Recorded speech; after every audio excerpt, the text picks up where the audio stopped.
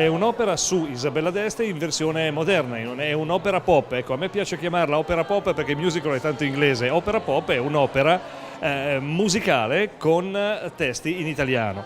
Allora, orchestra di 25 elementi, una band di 5 elementi con basso, chitarra, batteria, tastiere e sintetizzatori, 11 cantanti e una quantità incredibile di ballerine straordinarie dei nostri cugini Coreutico. Inedita, nuova, mai fatta. Oggi è il 24, siamo al debutto. Il 22 abbiamo fatto un'anteprima a Verona in un concorso nazionale di scuole e siamo arrivati ai primi assoluti, per cui con grande spinta stasera la facciamo vedere per la prima volta. Una ventina di scene che raccontano fondamentalmente la storia che Isabella, se volete un attimo romanzata, vuole un dipinto da parte di Leonardo che era a Mantova, mentre lei aveva fra virgolette solamente il Mantegna, e dopo varie vicissitudini riesce ad avere questo benedetto disegno preparatorio che effettivamente è stato fatto ed è al Louvre in questo momento.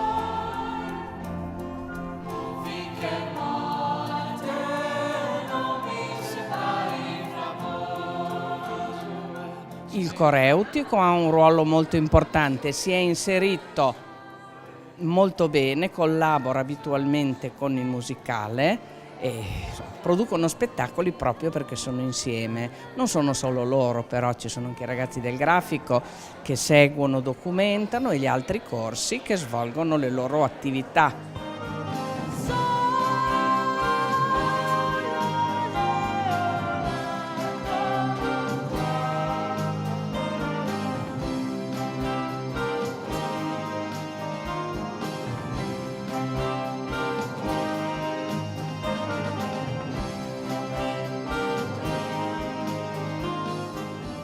Dopo l'anteprima della settimana scorsa, finalmente i 90 allievi del Liceo Coreutico e Musicale sono in scena per questa epopea pop, la chiamerei, perché data la dimensione del cast è veramente una cosa eccezionale. I ragazzi sono dei ragazzi fantastici, partecipano a questo corso da 2 anni, hanno preparato l'opera con i loro insegnanti, con Daniele Braghini, le musiche sono ovviamente di Gabriele Barlera, anche il libretto, e con le loro coreografe Marta Ciccu, Alessia Palombino, Sara Ferro e Gianluca Possidente. Con me hanno fatto l'allestimento.